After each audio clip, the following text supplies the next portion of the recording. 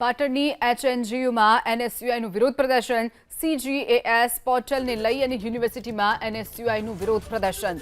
વિદ્યાર્થીઓના અભ્યાસને અસર થતી હોવાનો પણ આરોપ લાગ્યો છે.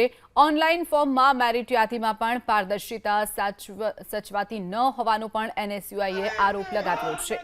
તો પાટણની HNGUમાં NSUIનું વિરોધ પ્રદર્શન, વિદ્યાર્થીઓના અભ્યાસને તેની અસર પડી રહી છે. સાથે જ જે ઓનલાઈન ફોર્મનું મેરિટ છે તેમાં પણ પારદર્શિતા સચવાતી ન હોવાનો પણ NSUIએ આરોપ લગાવ્યો. જીકાસ પોર્ટલની અંદર જે વારંવાર ખામીઓ સર્જાતી આવે છે કે જે સૌથી વધારે માર્ક્સ ધરાવતો વિદ્યાર્થી હોય છે એની સાથેનો જો બીજો મિત્ર હોય છે એના માર્ક્સ ઓછા હોય છે તો પણ એક ઓછા માર્ક્સવાળા વિદ્યાર્થીને મેરિટમાં નામ આવી જાય છે. જે વધારે માર્ક્સ ધરાવતો વિદ્યાર્થીનું મેરિટમાં નામ નથી આવતું. અને બીજી અમારી એવી રજૂઆત હતી કે જ્યારે ત્યારે વિદ્યાર્થીઓ ફોર્મ ભરે છે ઓનલાઈન જીકાસમાં તો 2 થી 4 મહિના સુધી પ્રોસેસ ચાલે છે જીકાસની.